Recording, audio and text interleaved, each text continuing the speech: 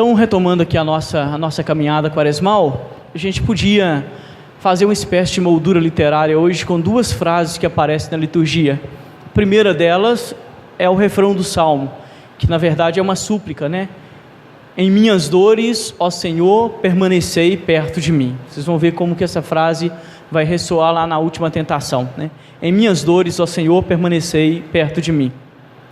E a segunda frase é uma frase tenebrosa, que é, depois que o diabo tenta Jesus, o narrador diz, e o diabo se retirou para voltar em tempo oportuno, né?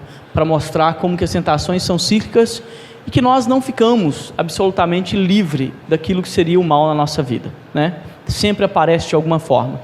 E a nossa reflexão hoje sobre as três tentações, eu vou optar por uma reflexão um pouquinho mais clássica, sem inventar muita coisa, porque a gente não precisa inventar muita coisa, é só olhar para o texto bíblico. Olhando para o texto bíblico e orando para que o Espírito faça a sua obra, nós com certeza vamos sair daqui alimentados, né?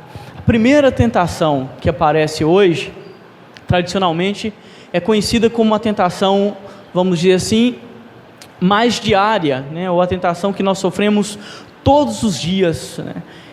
Ela é, vamos dizer assim, a mais comum e a mais difícil, porque é a tentação de superar a nossa animalidade, é a tentação da superação das necessidades básicas, né? Isso é difícil por quê? Porque nós somos seres de necessidade. Então, normalmente a nossa biologia puxa para isso. Tem fome? Come. Tem desejo? Satisfaça, seja naquilo que seria atividade sexual ou outra coisa, né? Então, isso é a nossa carne gritando. E aí a primeira tentação que aparece lá é justamente a tentação da superação da animalidade, né? Significa como que nós vamos lidar com os nossos desejos e como, mais que os desejos, nossas necessidades básicas, os desejos estão para além das necessidades, e como o cristão, não somente o cristão, mas qualquer pessoa que quer empreender o caminho da espiritualidade, precisa passar por esse primeiro estágio da superação daquilo que são as necessidades básicas, né? Eu acho dificílimo, né? E nesse sentido, como nós nos relacionamos com isso que aparece para nós como necessidade básica, e como que nós conseguimos, a partir da fé, a não ficar presos nessa dimensão fundamental, que é a dimensão material. Se vocês não comerem vão morrer, né? Mas não fazer disso o seu ídolo, a sua razão, né, para viver. Como que nós, então, de alguma forma, lidamos com aquilo que é o mais básico, as necessidades fisiológicas, de sono, de alimentação, da sexualidade, sem fazer disso o nosso Deus, né? Isso é muito difícil, não é fácil, né? E todas as religiões, pelo menos que eu tenho algo de conhecimento, vai colocar como primeiro passo para a espiritualização do ser humano a superação dessa dimensão, né? E isso aparece hoje de forma muito bonita quando o diabo fala, transforma a pedra em pão, você está com fome? E Jesus vai responder, não somente de pão vive o homem, né? Não somente de pão vive o homem. Isso não é nada fácil, né? Eu estava recordando hoje no retiro, as pessoas que estiveram no retiro vão ouvir a mesma homilia, porque é a mesma homilia, não é evangelho diferente, eu preparo uma para aquilo que seria todas as missas, né? Eu contava para eles, no meu tempo de noviciado, eu fiz o noviciado com os Escolápios em 2003, né?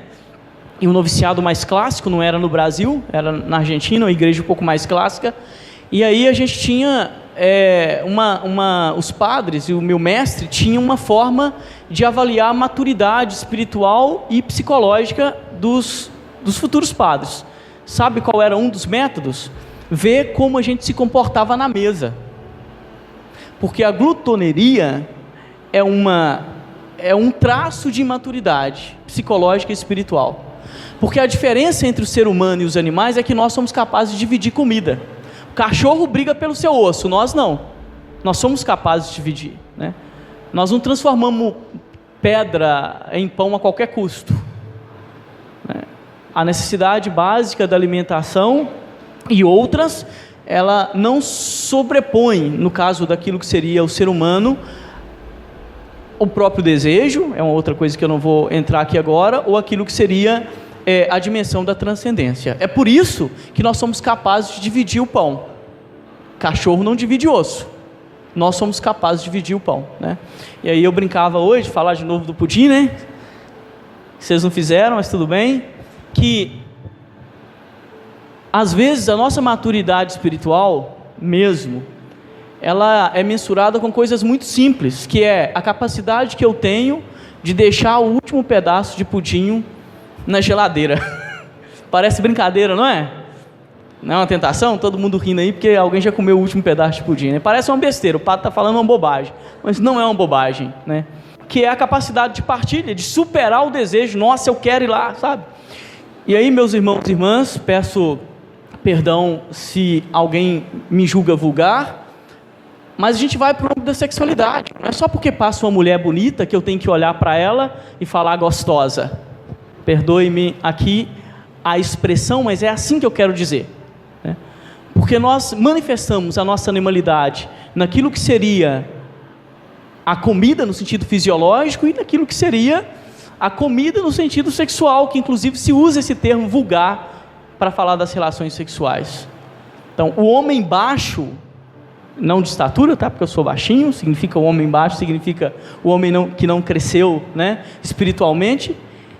Ele manifesta a sua imaturidade e a sua animalidade nesses dois comportamentos: a não partilha do pão e a grosseria no mundo do afeto, né? Isso é assim, e por isso a primeira tentação que aparece hoje, ela tem que nos fazer refletir, né? A segunda, e eu vou ficar praticamente nessas duas, a terceira a gente vai rezar o credo já, e eu vou retomar um refrãozinho do Salmo, também é uma tentação que tem a ver com as nossas necessidades básicas, a de ser querido e a de ser obedecido, é a tentação do poder, né? O diabo leva Jesus para um monte, e aí fala, tudo isso será seu se você me adorar. E aí Jesus vai refutar a tentação da idolatria, dizendo, só adoramos ao Criador, né? Se você se ajoelhar diante de mim, tudo isso será seu. E de forma bem direta, a gente poderia perguntar, diante de quem você está se ajoelhando? Quais as promessas, né, que são feitas para você e que você cai, né? O diabo tentou comprar a alma de Jesus, né? A gente brinca, a gente poderia dizer, né?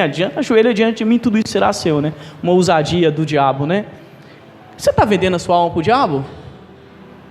De repente está entregando de graça e nem sabe, tá? Nem vendendo tá. Como fica então as relações de poder na nossa vida? Das menores às maiores, que é a relação de poder no sentido de o poder que eu exerço na qualidade de pai, quando eu converso com meu filho, na qualidade de mãe, quando eu converso com meu filho, o poder que eu tenho de alguma forma como esposo ou esposa, né? Mas o poder que eu tenho também na repartição onde eu trabalho. Quais são as propostas indecorosas que o diabo te faz através, vamos dizer assim, de algumas pessoas ou de algumas situações, e que te faz ajoelhar, se humilhar diante das estruturas do mundo, né? Para conseguir postos, cargos e para conseguir às vezes ser visto, né? E essa tentação ela é muito sutil. Quem não quer, né? A gente sempre brinca, mas é uma brincadeira séria essa aqui, né? Por exemplo, o poder que nos dá as redes sociais, como que nós corremos atrás dos likes, né? Outro dia alguém ficou bravo comigo porque eu chamei o Instagram de pinicão do mundo. Continua sendo o pinicão do mundo. Ali é onde as pessoas descarregam todas as coisas ruins que elas podem descarregar, né? Os haters da vida, né? E além de ser o pinicão do mundo, talvez seja hoje em dia a manifestação mais diabólica que nós vivemos, e de forma, vamos falar assim, às vezes muito ingênua, né? Os likes, não é isso?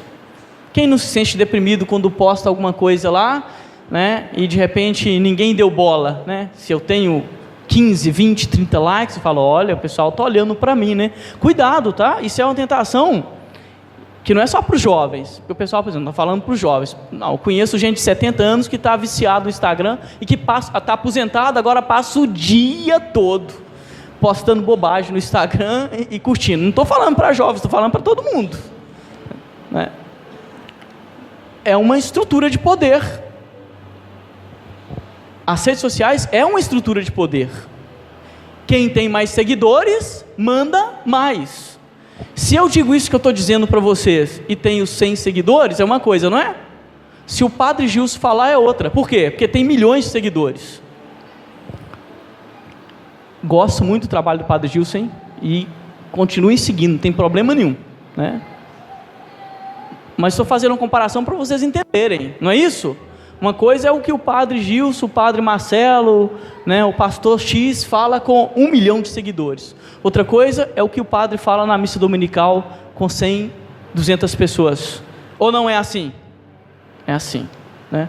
Então são as novas estruturas de poder que a gente engole como se fosse água sem pensar que elas são diabólicas e que elas dominam a nossa vida. Caiu o número de seguidores, depressão. Quantos midiáticos entraram em depressão porque perderam o número de seguidores? Foram poucos não, muitos, muitos. Ajoelha diante de mim, ajoelha diante de mim que eu vou te dar todo o poder. E a gente ajoelha, e a gente arrasta para cima, arrasta para baixo, curte, cria perfis, né?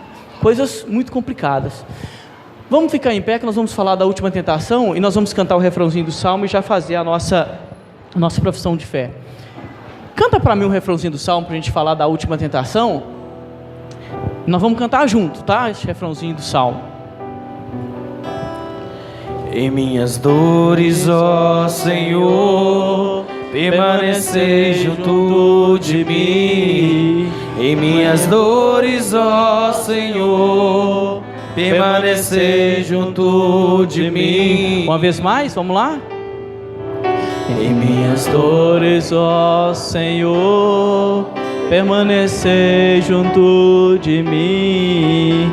Em minhas dores, ó Senhor, permanecei junto de mim. Salvo os que têm problemas na articulação, não precisam sentar que eu serei rápido. Essa última tentação, ela só pode ser superada se vocês superaram as duas primeiras. Só quem superou a tentação daquilo que seriam as necessidades básicas e a tentação do poder, consegue perceber que o Senhor continua perto dele nas suas dores.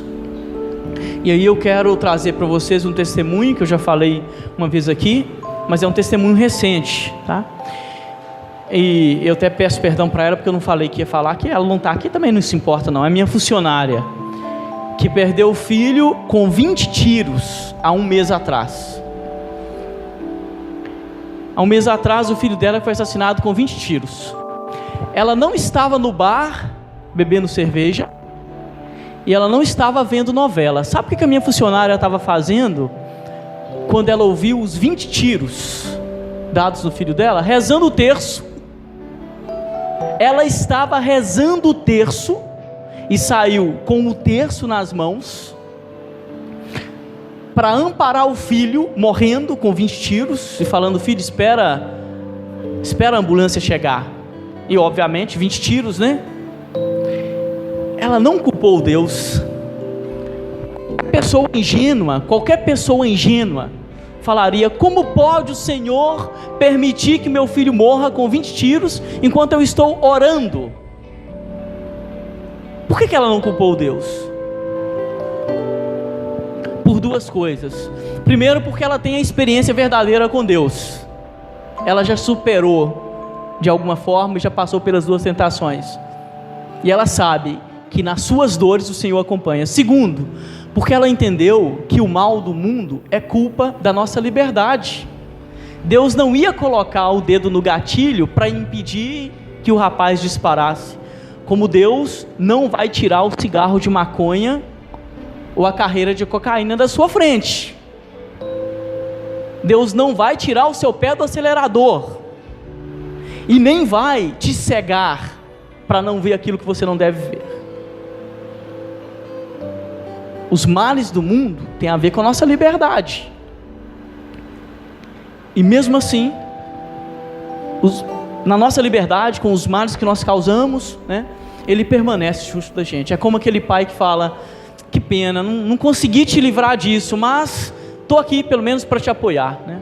Essa é a última tentação, a tentação de duvidar da presença de Deus na hora das nossas dores, coisa que a minha querida Helena não fez. Saiu com o texto nas mãos para apanhar o filho ensanguentado.